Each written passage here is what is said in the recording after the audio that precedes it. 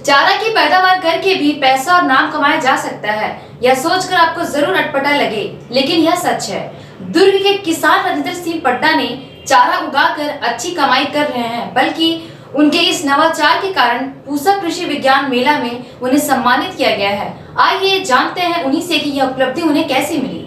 ऐसे किसान उद्यमी के रूप में काम कर रहे हैं जो बरसीन की खेती करते हैं लगातार कई वर्षों से।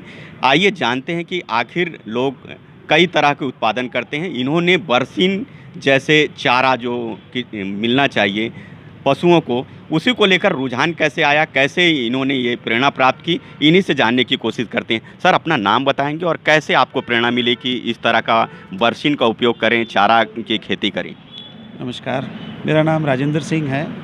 मैं ग्राम चिवरा सिरसा धमदा रोड पे हमारा फार्म है। वहाँ पे हमने जो हमारा पेरेंटल बिज़नेस था वो था डेयरी फार्म, और डेयरी फार्म करते करते हमें ये लगा कि भाई चारा एक सबसे महत्वपूर्ण इशू है जो कि हर जगह नज़रअंदाज हो जाता है, और उसके ऊपर ध्यान देते देते फिर हमने इसके प्रोसेसिंग के ऊपर ध्यान दिया। साइलेज मेकिंग यूनिट तैयार किया जिससे कि हम चारे को स्टोर करके पहला प्रोसेसिंग प्लांट छत्तीसगढ़ का हमने लगाया, और आज हम शारदा ग्रुप जो वचन के नाम से दूध आता है उनके साथ जुड़े हुए हैं, और उनको लगातार वर्ष भर हम चारा सप्लाई करते हैं।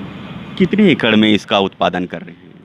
लगभग 200 एकड़ के लगभग हम अभी आज की डेट में सिर्फ चारे की खेती कर रहे हैं। इसमें नेपियर है और जो कि साल भर हमको चारा देता है। उसके बाद में जैसे ही ठंड का सीज़न आता है तब हमें बरसीन है जो हमें चारे की उपलब्धता पूरी करता है, और उसके बाद में फिर मकई है।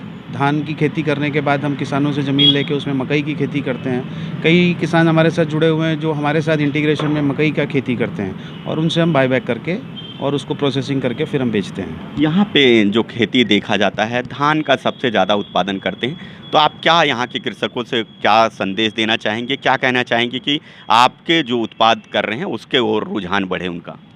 देखिए, धान की खेती बहुत ही बढ़िया चीज़ है, क्योंकि बरसात के समय में एक वो बढ़िया खेती है जो कि छत्तीसगढ़ में लोगों ने सीखी हुई है। मगर दिक्कत आती है कि धान के बाद किसान क्या करे। गेहूँ एक विकल्प है, तो गेहूँ हमारे छत्तीसगढ़ में जो टेम्परेचर है वो इतना ज़्यादा है कि गेहूँ का उत्पादन उतना आ नहीं पाता, किसान को बचत नहीं हो पाती है। दो विकल्प बचते हैं उसके बाद में कि अगर आप भाई मकई की खेती करते हैं तो वो बहुत अच्छा है, और एक दूसरा विकल्प के तौर पे आता है कि आप बरसीन की खेती कीजिए, उसको सुखाइए, सुखा के हमारे साथ टाई अप कीजिए, हम उसको बायबैक करेंगे। और हम कोशिश कर रहे हैं कि एक IPO भी बनाया जाए, FPO, जो कि राज्य सरकार और जिसमें सेंट्रल गवर्नमेंट भी सपोर्ट कर रही है, जिससे हम किसान भाइयों को जोड़ सकें और उसकी एक मार्केटिंग करने के लिए हम माध्यम बन सकें। अभी एक अच्छा पुरस्कार आपको मिला है, वो किस तरह का पुरस्कार है और कितने गर्व की बात है छत्तीसगढ़ के किसानों के लिए? बहुत गर्व की बात है कि देखिए, छत्तीसगढ़ से मैं एकमात्र किसान हूँ जो वहाँ पहुँच पाया हूँ, और मैं धन्यवाद दूंगा यहाँ के हमारे जो अंजोरा वेटनरी कॉलेज है, उन्होंने मेरा नाम नॉमिनेट किया। उन्होंने ये मुझे इस लायक समझा कि हाँ भाई ये कुछ अच्छा काम कर रहे हैं, और पूरे अवार्ड में जो भी पूरे देश में से जो 52 या 53 लोग आए थे वहाँ पे, उनमें मैं एकमात्र था जो हरे चारे पे इतना बड़ा काम कर रहा हूँ।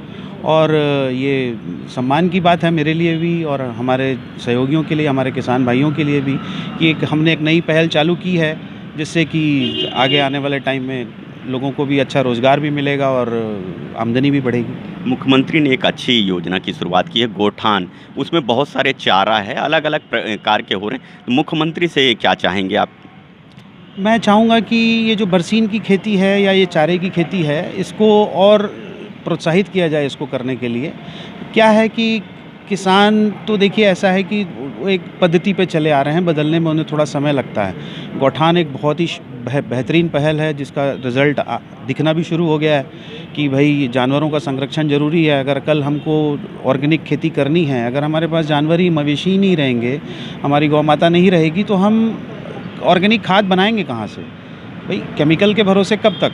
तो भाई आज नहीं तो कल आपको ऑर्गेनिक में जाना है, तो ऑर्गेनिक में जाना है तो भाई आज पहल तो हुई और वो दिन ब दिन तरक्की ही हो रही है, उसमें कमी किसी बात की नहीं है। और ये है कि अब थोड़ा सा उसमें और कुछ फंड की व्यवस्था करके उन जानवरों के ऊपर ये मत सोचा जाए कि खाली उनका पेट भरना है, उनको ज़िंदा रखना है।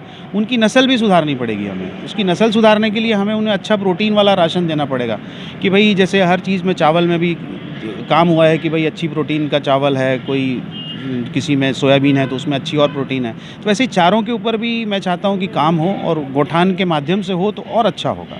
अक्सर क्या होता है, किसान पढ़ा लिखा कम होता है, लेकिन आप एक पढ़े लिखे हैं। किस तरह की ग्रेजुएशन किए हैं, क्या किए हैं, थोड़ा दर्शकों को बताएंगे? जी, मैंने इंजीनियरिंग की हुई है प्रोडक्शन में और एमबीए किया हुआ है प्रोडक्शन में। कुछ वर्ष एक आध वर्ष मैंने नौकरी भी की फ़िलिप्स इंडिया में। उसके बाद फिर मैं वापस अपने पेरेंटल बिज़नेस में आ गया जो था, और उसी में तब से लगातार निरंतर मैं कोशिश कर रहा हूँ कि और अच्छा परफ़ॉर्म कर सकूँ। भविष्य में किस तरह की योजना है आपकी?